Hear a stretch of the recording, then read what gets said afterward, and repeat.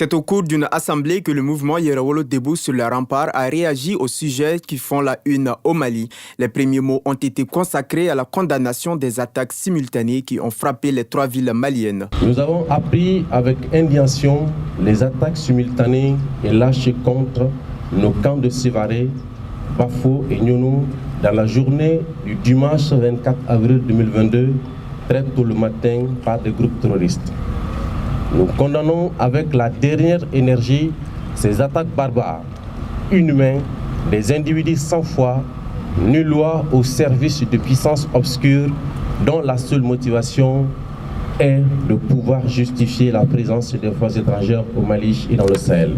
Concernant l'affaire dite du charnier de Gossi, il n'y a pas de doute que ce soit Barkhane l'auteur de ces assassinats, selon le mouvement. Nous rappelons le 7 avril, soit 2 jours avant le retrait définitif de Barkhane, l'enlèvement de bergers dans la localité de Gossi par des militaires français. Plus tard, cette information a été confirmée par la force Barkhane. À présent, personne ne sait où sont passés ces bergers et les individus qui sont allés les chercher. Le 19 avril, le camp de Gossi a été rétrocédé à l'armée malienne. Quelque temps plus tard, un charnier a été découvert non loin du camp avec des corps en état de putréfaction. Sans doute, le lien est facile à établir et Barkhane est le seul coupable d'une telle ignominie.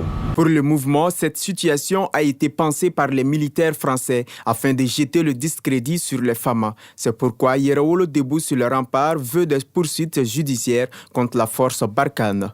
L'armée française a volontairement espionné le camp et a divisé ces images sur l'Internet afin d'exposer le camp de Gossi aux attaques des terroristes, tout en essayant à tout prix de coller à l'armée malienne la responsabilité de ces crimes contre l'humanité. Nous condamnons cet acte criminel et ignoble et nous exigeons des poursuites contre la force Barkhane.